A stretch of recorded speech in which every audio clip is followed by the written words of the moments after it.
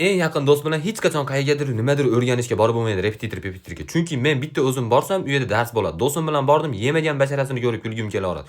U bolani o'qishda xohlayotganda o'zi men uchun kulgili. Ba'zida basharasiga qarab turib, mana yurtimizda yomg'ir yog'mayotgani, mana shu bolani qaysidir gunohlari uchun bo'lyapti deb o'ylayman. To'g'risida 3 yil medga tayyorlandi. Xudoga shukr kira olmadi, to'g'risi. Yo'q qilaverardi insoniyatni yarmini. Ammo 3 yil tayyorlandi, men u bolani tasavvur qila olmadim. Med sohasida stomatolog bo'laman, nevropatolog bo'laman, qaysi yo'nalishda maksimum kinnachi xola bo'lishi mumkin deb o'tirdim-da, to'g'risi duo qilib, meni duoyimni deb kira olmadi o'zi. Hali bola bilan ingliz tiliga ham borganmizda billa. Birinchi darsda o'zlashib ketganmiz. Hamma 10 gacha chiroyli sanagan bo'lsa, biz 6 gacha sanab kulib yuborganmiz. Ustoz bor yo'qol beti yo'la deb chiqarib yuborgan. Shundan keyin bo'lmay, uydagilar borishyapsanmi? Bu narsa deb berishchi desa, ikkovimiz uydagilar bilmaydi, birga gaplashib qolardik. My friend, of course, umbrella desam, u ham yes bro, present continuous orange potato deb. O'shuna deb turaverardik. Ingliz tili ustozni oldida qani gaplashib berishchi deyishmagunicha uyimizdagilar.